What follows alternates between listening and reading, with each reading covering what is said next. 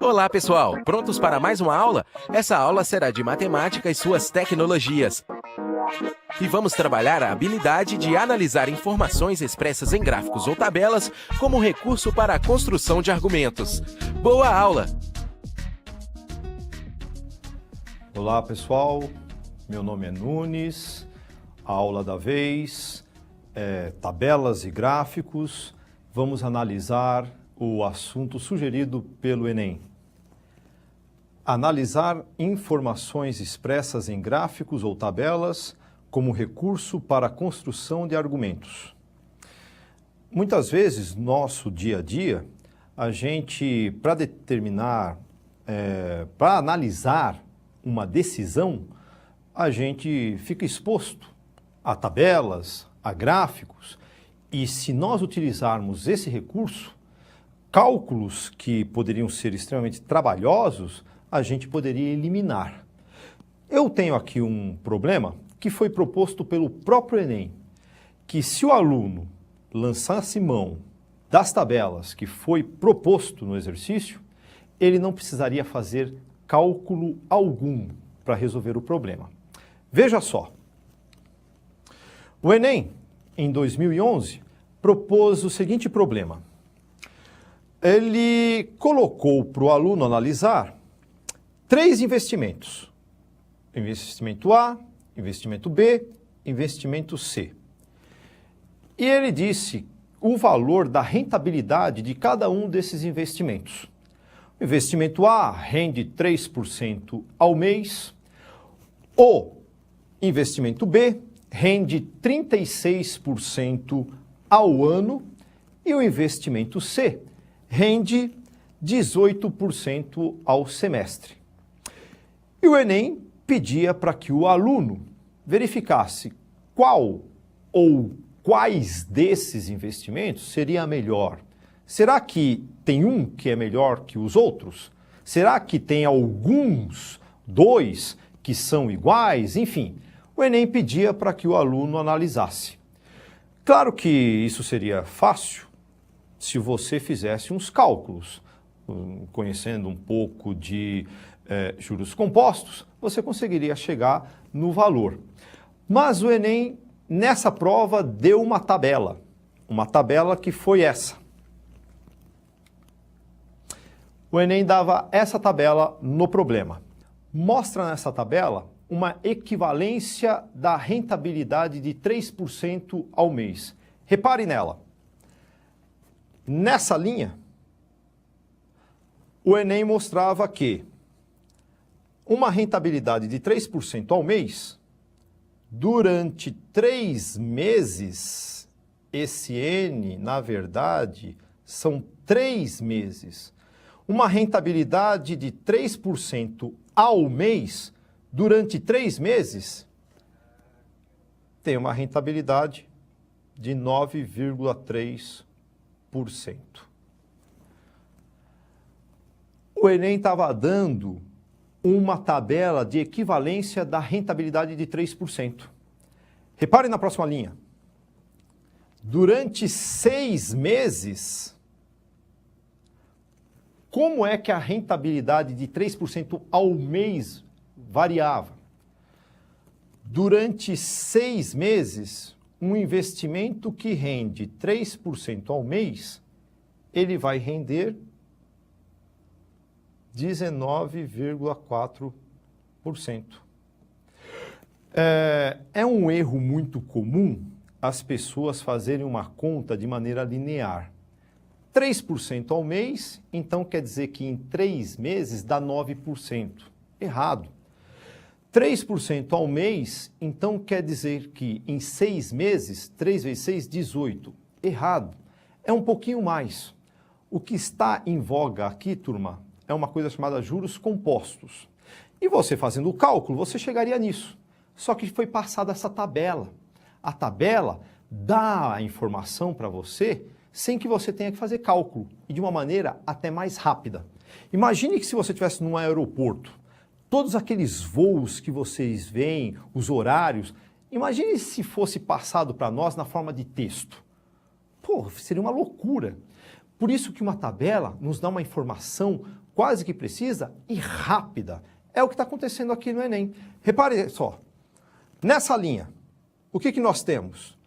3% ao mês, em 9 meses. Bom, 3% ao mês em 9 meses, um erro comum é o cara pensar que dá 3 vezes 9.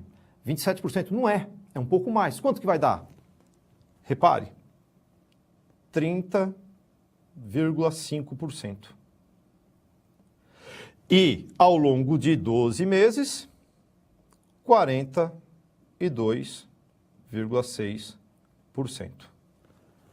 Só o fato da pessoa fazer essa simples leitura já resolveu o problema. Voltemos lá na tabela anterior, na informação anterior. O Enem diz que a rentabilidade A, 3% ao mês. A B, 36% ao ano. E a C, 18% ao semestre. Vamos verificar naquela tabela as rentabilidades ao longo de 6 meses e ao longo de 1 ano. E repare que a rentabilidade A é bem maior do que essas dos investimentos B e C. Vamos lá. Aqui está a rentabilidade de 6 meses nessa linha.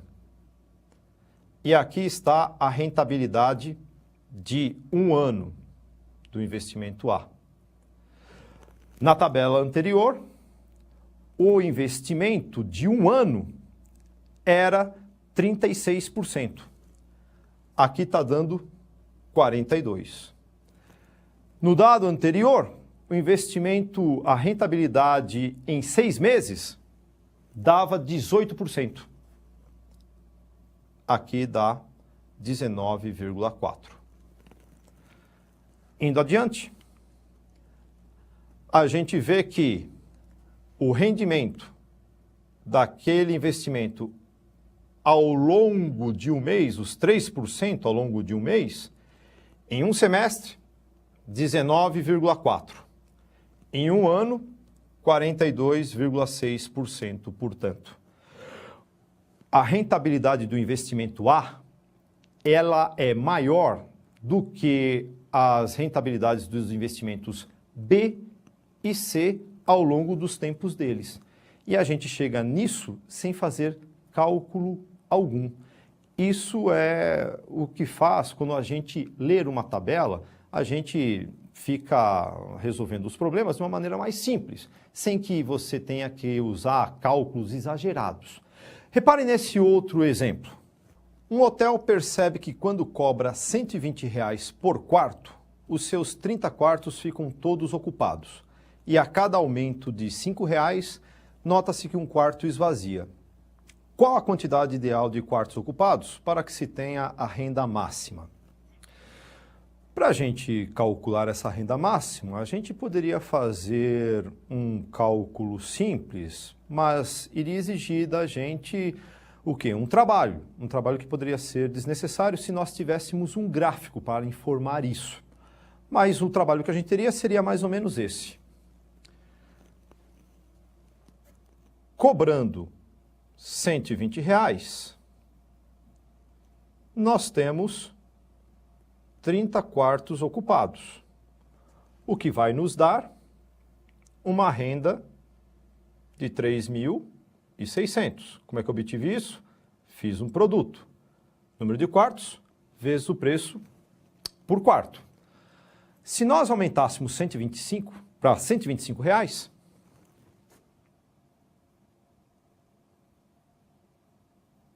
a gente percebe que vai haver o abandono de um dos quartos. Cairá para 29.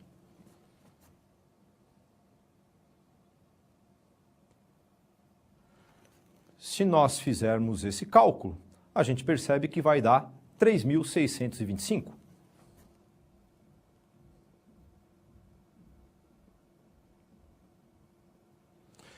Bom, mas aí a gente está fazendo o cálculo de quarto por quarto. Isso não é uma coisa muito legal e eficiente. Agora, se você fizesse um gráfico, ou se nós tivéssemos de antemão um gráfico do que está acontecendo no problema, você saberia analisar quantos quartos você teria para que você tenha a renda máxima. Esse problema, se nós pegássemos situação por situação e colocássemos os pontos num plano cartesiano e ligássemos todos esses pontos, iríamos obter uma linha parecida com essa daqui. Aqui tentei colocar os pontos, unindo um por um, vai aparecer uma curva mais ou menos igual a essa. Uma parábola com concavidade para baixo. Agora, perceba que essa parábola está num gráfico onde está me dando uma renda. O bico dela, o topo dela, me dá a situação de renda máxima. O eixo X me dá o número de quartos. Se nós, de posse de uma régua, fizermos os riscos necessários, a gente obtém esse resultado. Com o gráfico, ele passa para nós a informação de que, com 27 quartos, a gente teria uma renda de R$ 3.645. Então perceba que, muitas vezes, turma, um gráfico ou uma tabela nos passa uma leitura, uma informação mais rápida do que se nós nos puséssemos a fazer os cálculos para encontrar os resultados. A aula de hoje foi essa. Um grande abraço, bons estudos a todos. Para desenvolver melhor essa habilidade, consulte a ficha de estudo número 56. Bom estudo e até a próxima aula!